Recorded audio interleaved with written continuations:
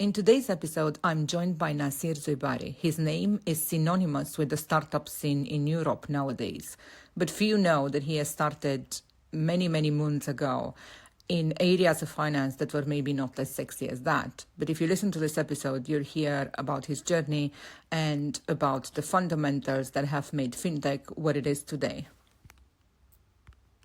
Hello, everyone, and welcome back to Tales from the FinTech Crypt. I have a dear friend today who has been by our side building fintech for the better part of 50 years, it feels like. Hello, Nasir, how are you?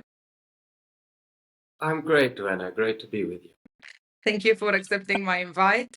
Shall we start with all the way back at the beginning? We must have met, 11, 12 years ago. And what was the London fintech scene back in the day like when we did? Well, it was just really beginning to ignite, right? I mean, the word fintech didn't even exist at that time. I remember that we were trying to get together these small group of companies that were sort of the seeds of what is now known as fintech, the likes of Wise or TransferWise as they were at the time, and some of the other firms that were beginning to rise from the ashes of the financial services crisis.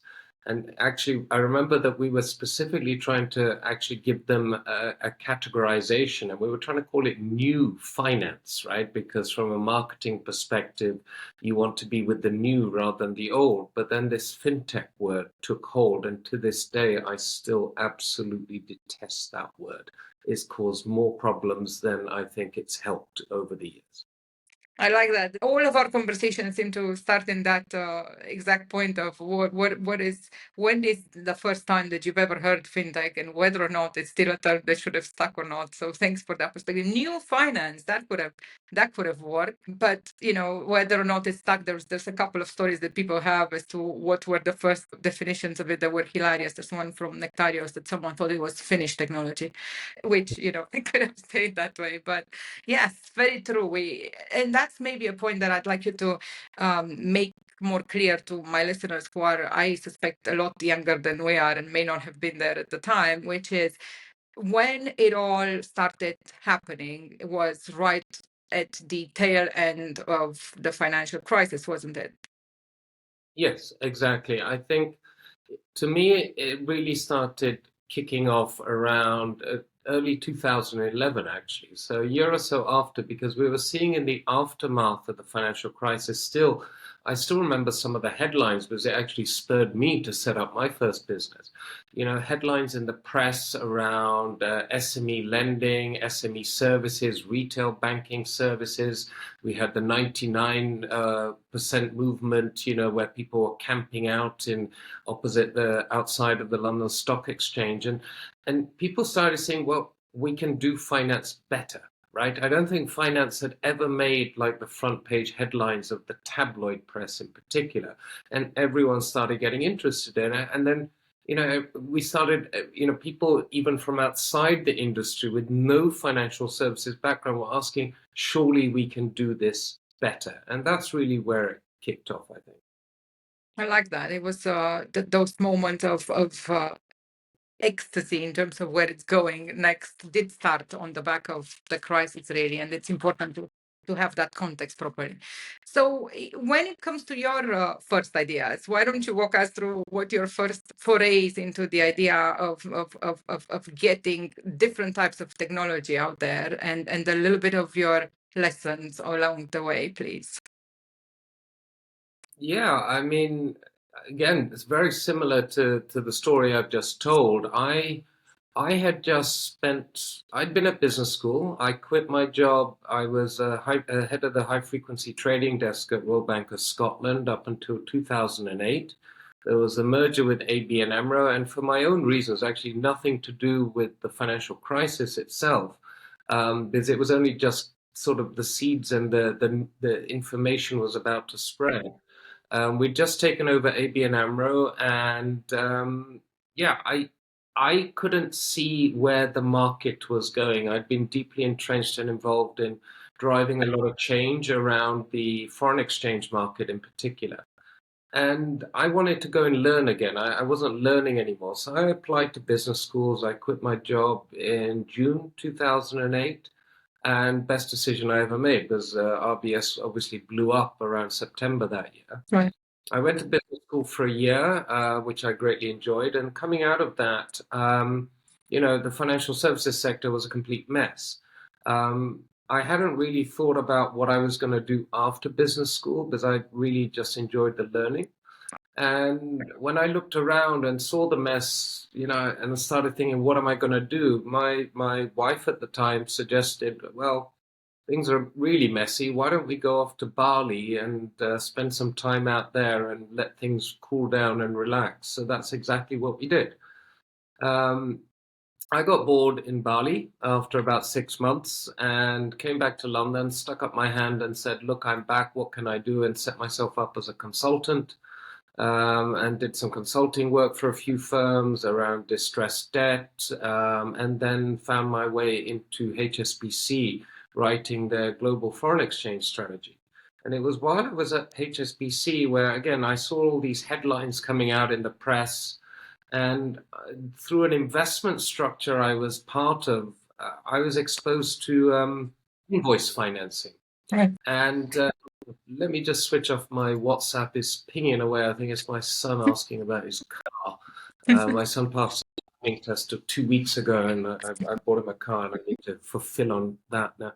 So I was exposed to invoice financing and this thing which seemed to me like an asset. And why the thought crossed my mind, why isn't this traded as an asset? Because then I was exposed to how it works with SME invoice financing and factoring. And to cut a long story short, I just thought that there was an opportunity here. I saw in the US the invoice exchange, the trade finance exchange had been set up, and I said, why don't we have something like that in London or in Europe? And so I, finished my term as a consultant and then went about setting up that solution. And that went surprisingly quite well, which may not have boded well for what happened next to me, because even before we really launched it to market, we got an offer from the Dutch government to purchase the technology and solution, and we sold it. Not for ridiculous sums of money, but for a nice, tidy sum. And then I ended up at the Currency Cloud for a little while, for about a year, sort of as an interim director of marketing there, because a lot of the people involved there were sort of people that I knew from the old world of capital markets. Then I continued on with sort of setting up a few other businesses, and to be quite frank, they all blew up. I got, I guess, a bit lusty and overconfident as a result of what had happened the first two successes. And I ended up sort of through a lot of these failures, lost a lot of money, and then ended up in Berlin setting up FinLeap with the gang out there and Ramin and the team. And I really like that model with FinLeap, but the ability to set up and sort of ignite a whole host of different ideas within a very short space of time. Obviously, Solaris Bank was the sort of culmination of and the real flag bearer of all the companies we set up, Clark.de, Billfront. So my invoice financing business came back in another guise, which was Billfront, which was specifically invoice finance for the digital marketing exchanges. So broad range of experience, a lot of screw-ups along the way. The screw-ups teach you the most valuable lessons and allow you to learn and to hopefully do better the next time. So that's quite a fast, a lot of people as well. Right. Yeah. It's quite a fast zap through your history. And I think what's really unique in your case, as compared to almost many other people that are in the industry, is the fact that you've been there and lived through being an actual entrepreneur, through the good and the bad. I know that we both share a couple of successes as well, as you very well say. Those are the ones that probably we learn most of.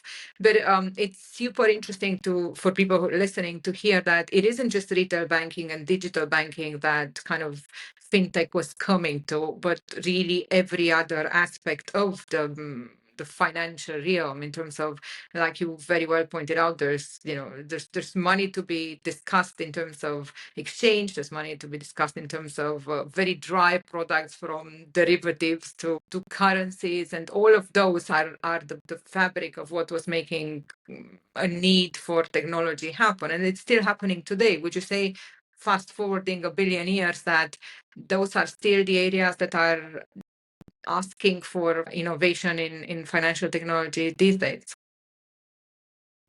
Yeah, I mean, look, the size of the pie is huge, right? There's about 13 trillion plus in terms of revenue available within the whole financial services industry. And if you can get a tiny piece of that, there's plenty to be made, right?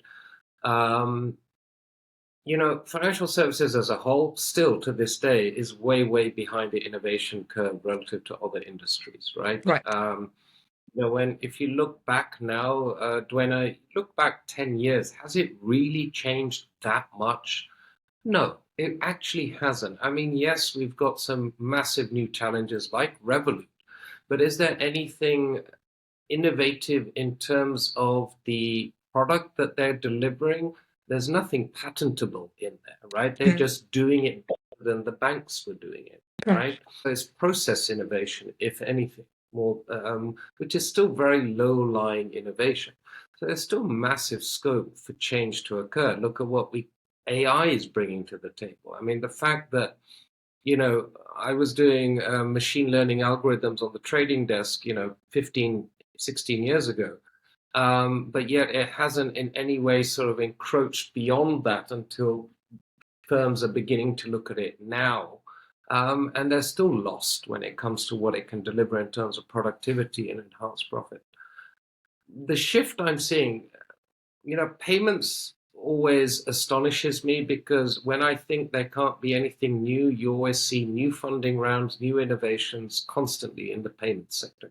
And it's by far the flag bearer for all of fintech over the years, right? A lot of the initial successes of startups were driven by people that don't come from the finance sector.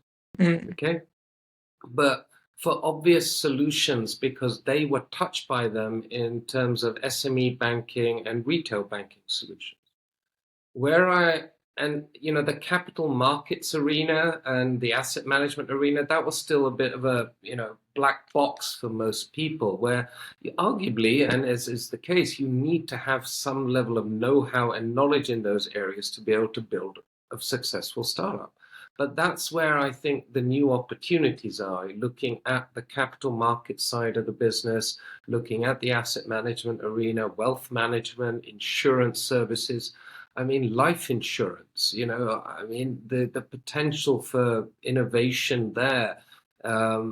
Capital markets, we're seeing some very clever things around leverage a blockchain for so that you don't need to move assets around, for example, in securities lending market or in the repo market. These things are still so inefficient. Clearing is still so inefficient. Right. The fact that, it still takes, I could send this mug to Singapore, pretty certain it will arrive tomorrow, know exactly how much it will cost, know exactly where it is in the process of that transfer to Singapore, and pretty much guaranteed delivery. Whereas I can't send, if I try and send euros to Sing dollars, it may arrive 2 to 5 days from now.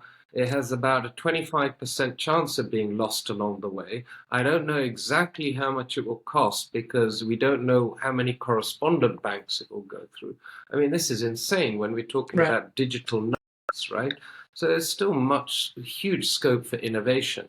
I mean, the problem here is we've now got onto a stage where regulation is also causing massive barriers to entry for a lot of startups, right? Because when you want to touch on the high value areas of financial services, capital markets, investment banking, insurance, etc., you have this regulatory ring fence around it, and the barriers to entry are very, very high. But I'm hoping that over time, even some of the banks will be able to innovate within that space and drive a lot of the change, and new entrants will be able to come in and make finance what it really should be, right? I like that. That's very hopeful. And I think it's important for anyone that hasn't taken my advice to check your profile before listening to us. I doubt there are many people who don't know who you are, but for anyone who's new, Nasir has seen a good few thousand people and companies, I would say startups in particular in the space, and he is today an important cog in the ecosystem of keeping startups still innovative and still in the game of attempting to chip at these bits, whether they can or not. So he's not just saying so or looking at innovation from a very far away lens, but from a very hands-on role. So how would you say your journey of hand-holding various propositions has gone? I think I'd like to think it goes well. I think with my experience of seeing what has worked, what hasn't worked, both from knowing businesses, but also through what I've done myself, having, being an investor in businesses as well. Um, touch wood, I think we're generally pretty good at identifying what's going to go well and what isn't, and it's not rocket science ultimately. You need a good team, and a team that understands product market fit, and a team that has agility, a team that's going to listen and learn. And I think that's one of my key criteria when I even look at firms to invest in, that, if I've got a 25 or 20 something year old or even a 30 something year old in front of me who thinks they know everything, and that they're not willing to listen to a bit of experience, be it my own or experts that I may put them into contact with, I'm going to be slightly weary of that, because everyone can learn every single day, and that's what life is. And the lessons we learn along the way will only make us better. But we've been quite good at identifying good companies in Luxembourg, where we're based. It's a fairly straightforward formula. We understand the industry. We're very much focused on B2B here. I do very much like boring, because boring makes money quite easily in the long run. It might not get all the headlines, but infrastructure, compliance is the killer for all institutions at the moment. So if you have good compliance solutions, RegTech, there's lots of opportunity around this, right? Sales cycle might be long, but ultimately, once you get a few institutions, you're onto a winner. And so we try and work, we understand the product market fit in Luxembourg, we understand the challenges the institutions have, we understand what they're looking for, and we're able to marry up good companies that come to us that want to set up in Luxembourg, be it domestic, and organic within the market, or coming from abroad. So we know what works, and we're very brutally honest with firms we don't think should look at other, or shouldn't be in Luxembourg, or look at other countries, right? I like that. I take the honest approach with firms, quite frankly. I don't want them to waste their time, and I don't want to waste our time. Right. But in terms of the structure that, like I was asking earlier, in terms of what you guys do at Loft, I know intimately because we've worked before together, and I know we've done some amazing things for our partners that were able to go through those rigorous help processes. But did you want to kind of walk anyone listening to what happens if you're a startup that comes to either an accelerator or an incubator or a place of matching with the industry, and kind of what should they be expecting, and what would people what should they look for, really? Again, I can only say it from the actions we take, right? So we looked at acceleration programs 7, 8 years ago. And again, from what I'd witnessed and seen in acceleration, I thought there was a lemons issue in that good companies don't have time to spend on a 5 to 6 month acceleration program. There's little value that can be accrued through that. So, but we still wanted to connect and see if we could create some value for good companies or companies that we felt would scale ultimately and could create value for Luxembourg in various different sectors. So we set up a program which we branded Catapult, and it's a maximum 2 week boot camp, right? Very intensive. All expenses paid. We cover all the costs. Why should startups have to cover this? We're looking for value out of it as well. So we cover all the costs, flights, hotel accommodation in Luxembourg, around specific thematics. But the large part of the program is not about trying to teach them how to build a business. There are some elements, but kind of on the qualitative side, about leadership. We're not teaching them how to do accounting or marketing. We give them tips on leadership and how to structure your finances, etc., raise money. But a large part of the program is about connectivity to the Luxembourg ecosystem. The firms that are selected to participate in the programs, we know are going to solve problems or have the ability to solve problems for a multitude of institutions in Luxembourg. And therefore, these firms are also interested in meeting with them. So a lot of the program is about connectivity and meeting with people, with firms. We usually structure it around a large-scale event in Luxembourg as well, so they get huge networking opportunities.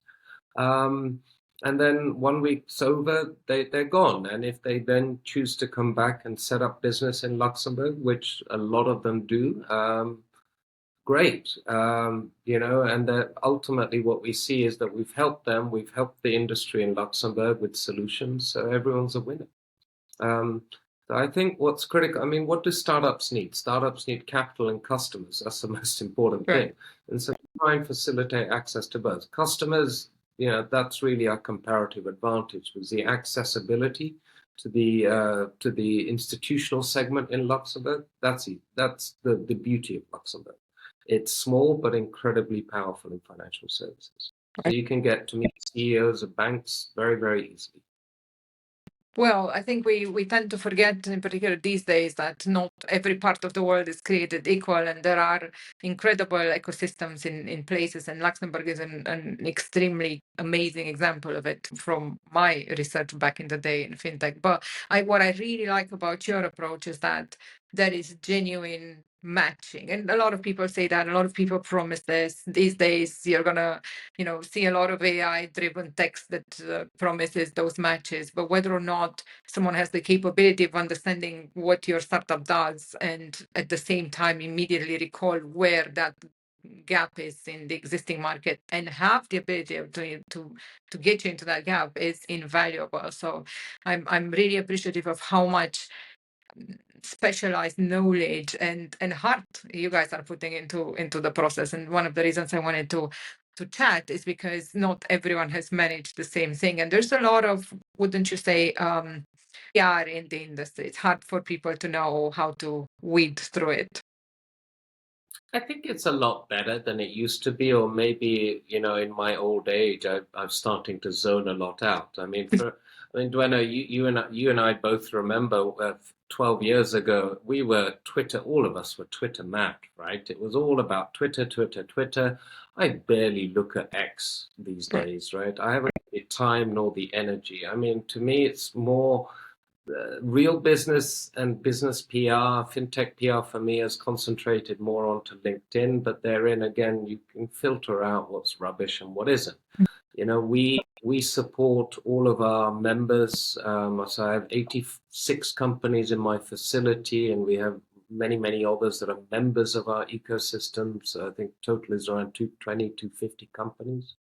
And we support them with their PR activity. But again, we tell them what's newsworthy and what isn't. We're not going to write their PR for them, but we can help distribute it as we have good connections with the media, both in Luxembourg and abroad. But if they give us rubbish, we're going to tell them it's rubbish, right? Sometimes if you've hired a really high profile guy, that is news, but just hiring a new business development guy who's a nobody, no offense, that's not news, right?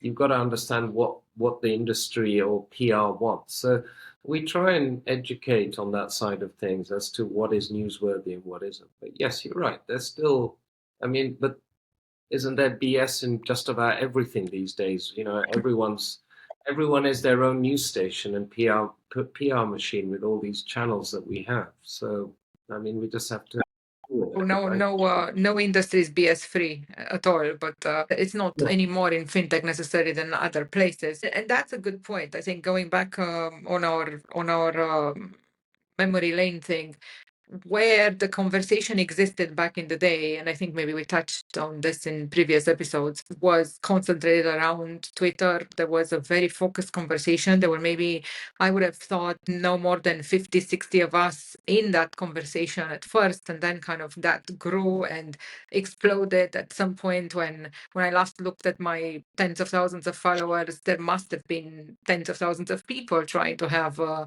conversation. But equally, as the industry has diversified and changed, that didn't necessarily, as you say, translate it to value. It translated to a lot of noise. And I'm sure it's daunting to people coming into the industry these days to kind of figure out what's what, who are the voices that they should be listening to. It was a lot clearer back in the day. There were maybe 10 pundits you had to chat to so that you got yourself being one of them, I'm sure.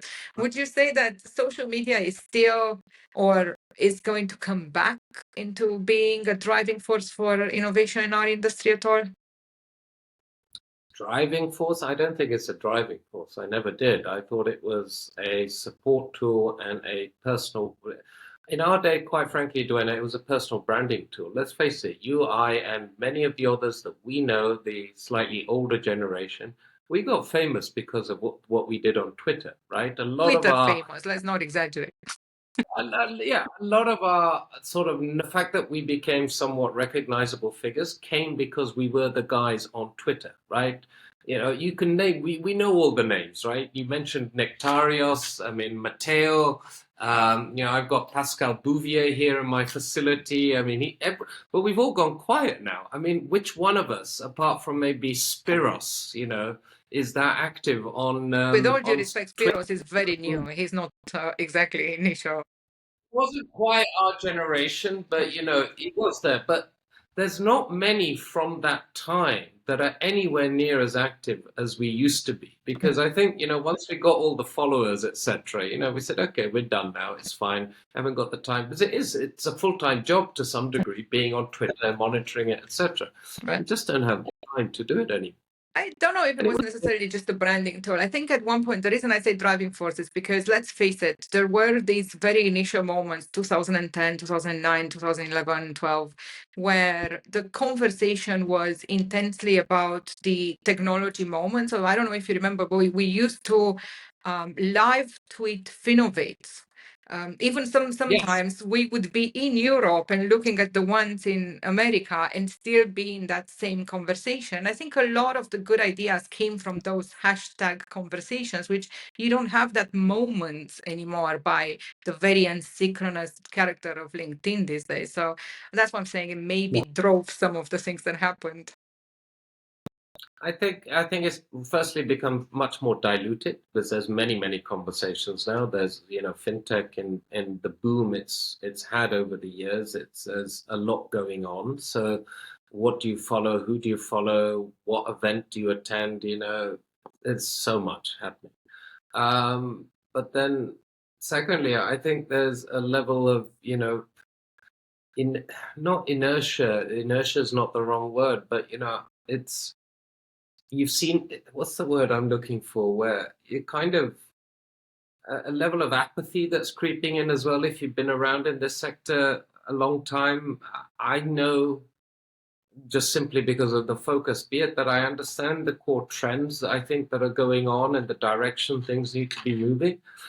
I'm not as good as I used to be at keeping up with what are the latest, greatest companies as I used to be, right? Whereas we knew them all. There were less of them at that time as well, right? But it was easier to track. But I mean, I was looking at some, hit list of the top fintech firms in Switzerland or Germany yesterday, and I didn't know any of the names, quite frankly. I really didn't recognize them. So things have changed, right? And focus changes. But there's still plenty of value that we create. I hope I still deliver to the market that, that can still be seized by new companies. I would never give up on fintech. Oh, I use that word fintech. I really hate that word. In financial technology, there's still massive amounts of value that can be snagged, right? So in interrupted you. Sorry about that, but I got excited about asking you a hard-hitting, horrible question. Maybe where are we on changing that spaghetti back end of banks? I have not asked anyone that. I'm asking you for. That's still the core constraint on innovation. It's a mess still. I don't know if you know any banks that have recently tried to do a migration. I know one or two banks that have tried to do a migration. The cost of it and the complete and utter mess it ends up in, a never-ending project. It's one of the biggest issues. Quite frankly, what I propose to many institutions is, why not build the entire stack in parallel and then switch it out, because then it's a data migration issue. It's not what they do today, which is trying to integrate new pieces into a complete mess, right? And why not just rebuild it all from scratch, new, knowing that it's going to continuously change, because that's also a key element in terms of framing. I think the framing has always historically been wrong, that people build technologies in finance and think this is the most robust thing, this will work forever. It's not, right? It doesn't happen. It's too rigid, and then they can't change and evolve over time. But I would suggest that you build everything from scratch and then do the data migration rather than try and fix what's already there, because it is a complete and utter mess, right from the core banking system. The fact that there are banks, I know there are, I've seen them, banks that are still using versions of certain core banking systems that date back to the 80s says a lot, right? They can't even upgrade within the particular solution because it's become so messy.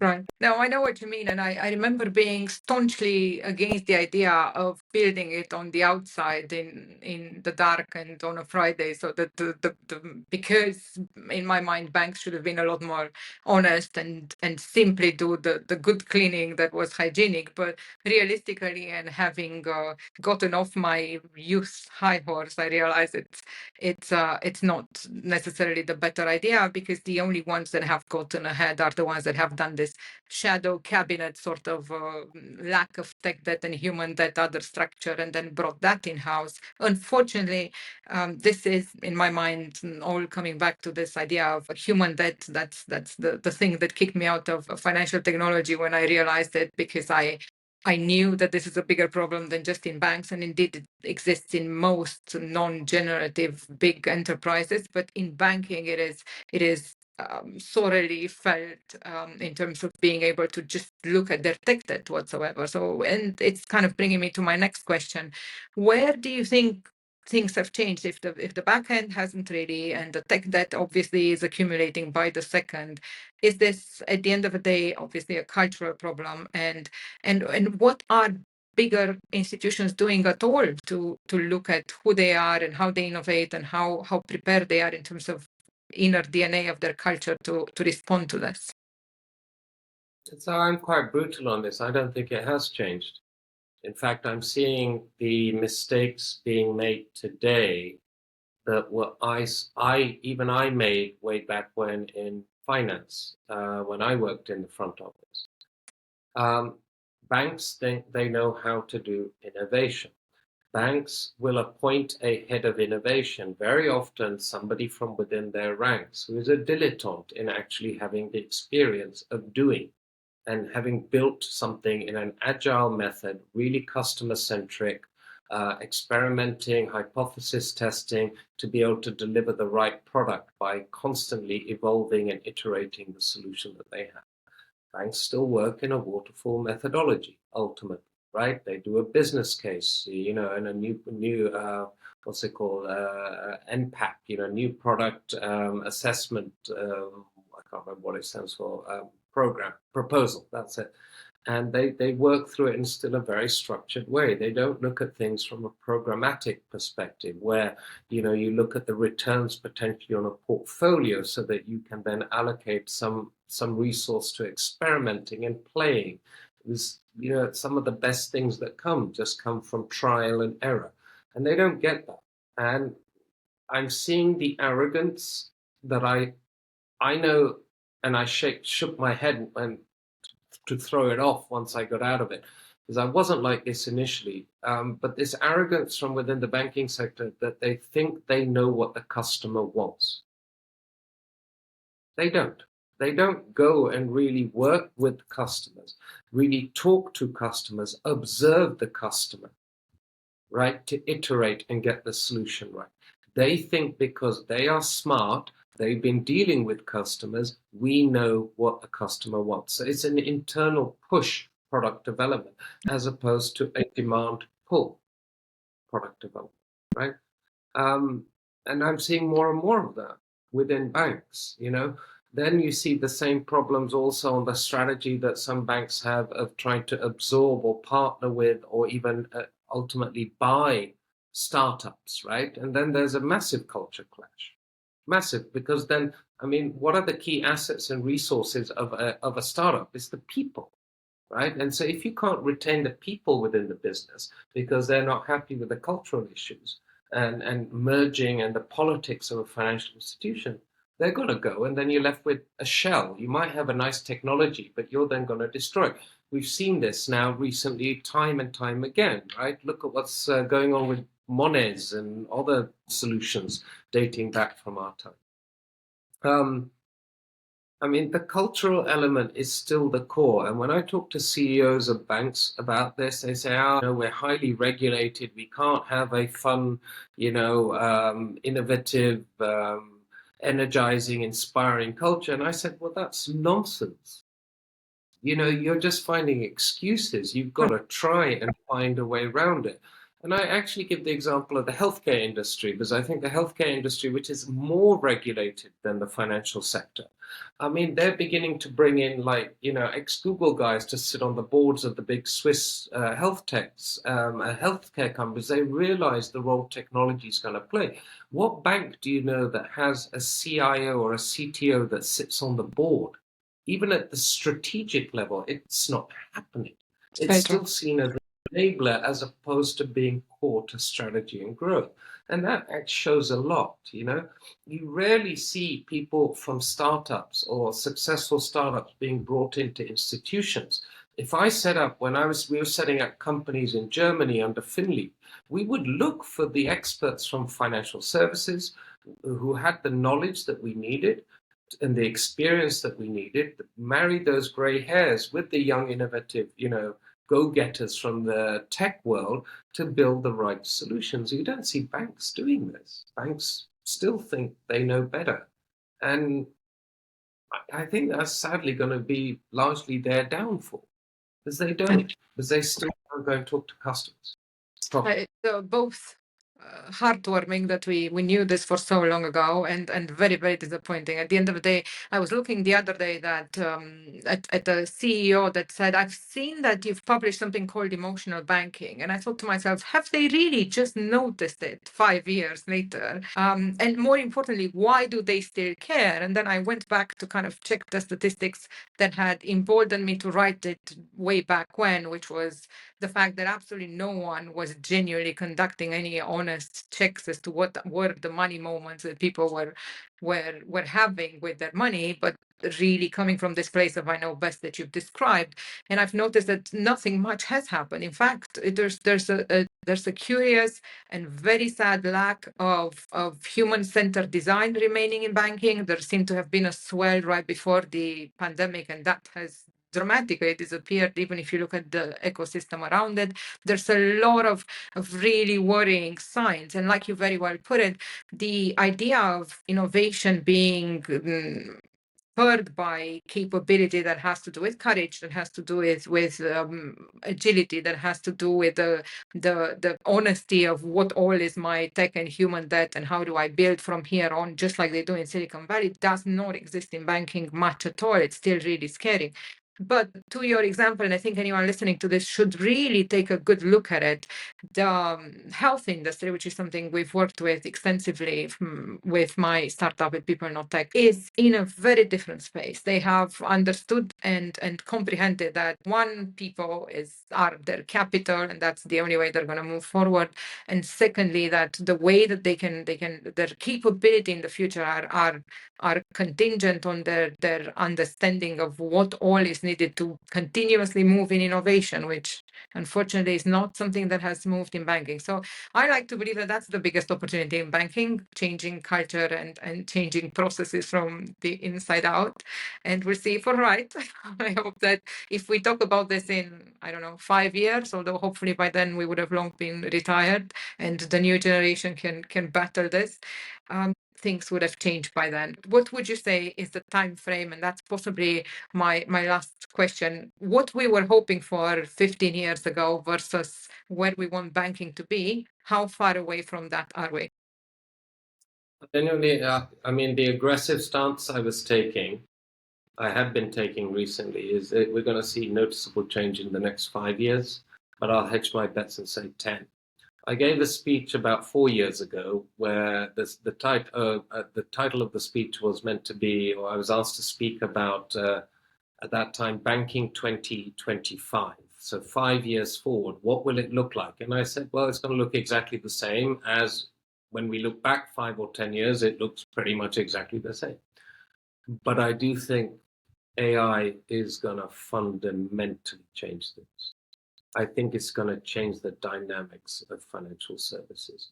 Again, it's been around forever. I used to do predictive AI. And ironically, although everyone's jumping up and down about generative AI has some use cases in financial services, but it's actually the application of predictive AI, the old school AI, that could drive so much value, like fraud detection, for example. I mean, I still see firms that employ a person, if not two people, be it you can't do it in retail transactions, but in the asset management industry, looking at spreadsheets of subscriptions and redemptions of funds to identify anomalies in transactions. I mean, what the hell? I mean, an AI is just rip that apart and do that in 5 seconds. But there's so much scope for predictive AI, better understanding of the customer, still to this day, even in retail banking. You can tell everything about a person from the transactions they do. Transactions are like the holy grail. It's what Google, Facebook would love to be able to see. Banks have all that data, yet they are not using it in any predictive way to be able to cross-sell to us. For example, when they could tell when we're about to have a child, when we're about to get married, when we're moving country, when we start our retirement planning, they could proactively sell these products to us, but they don't. There's so much scope for value. It frustrates me, but it's still also very, very exciting. And I do think 5 to 10 years, we will see a dynamic change in the financial services market and industry. That's hopeful, and we're going to have to leave people with that because they have to look ahead with a smile, looking backwards with a different kind of smile.